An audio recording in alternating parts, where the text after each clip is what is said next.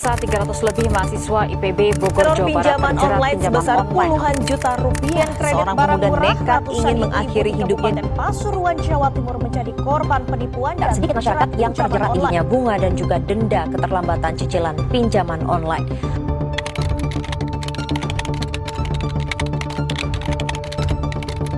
Assalamualaikum warahmatullahi wabarakatuh. Perkenalkan, nama saya Kineta Failisa dari kelas 11 F9.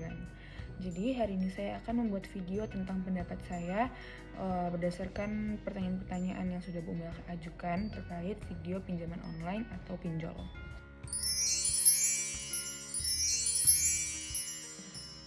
Beberapa faktor yang saya perhatikan adalah yang pertama, kecepatan dan kemudahan pengajuannya. Pinjol dapat diakses melalui aplikasi online tanpa harus datang ke lembaga fisik, sehingga sangat menarik bagi orang-orang yang sangat butuh cepat. Kedua, akses yang luas. Karena berbasis digital, hampir semua orang dapat mengaksesnya, termasuk orang yang sulit mengakses bank tradisional sebelumnya, sehingga dapat menjangkau banyak orang. Ketiga, kebutuhan ekonomi yang meningkat. Berdasarkan regulasi Indonesia, terdapat sejumlah perbedaan utama. Yang pertama, legalitas atau izin. Pinjol legal harus terdaftar dan memperoleh izin di Otoritas Jasa Keuangan atau yang bisa disebut OJK. Yang kedua, cara penagihan dan perlindungan konsumen. Penagihan oleh pinjol legal lebih teratur, sementara pinjol ilegal saling menggunakan metode ancaman. Dari sudut pandang saya, sangatlah penting bahwa pemerintah melakukan pengaturan yang cukup kuat, karena dampak negatif pinjol bisa meluas. Beberapa poin regulasi yang menurut saya perlu adalah yang pertama, pendaftaran dan pengawasan wajib. Yang kedua, batasan bunga dan biaya, dan yang ketiga, perlindungan konsumen. Ada beberapa pengaruh yang saya amati. Yang pertama, dengan kemudahan mendapatkan pinjaman, sebagian orang akan tergoda dengan membeli dulu, bayar nanti, tanpa mempertimbangkan kemampuan bayar jangka panjangnya. Yang kedua, karena fokus pada pencairan cepat. Yang ketiga, perilaku konsumtif ini bisa memperburuk kondisi keuangan keluarga.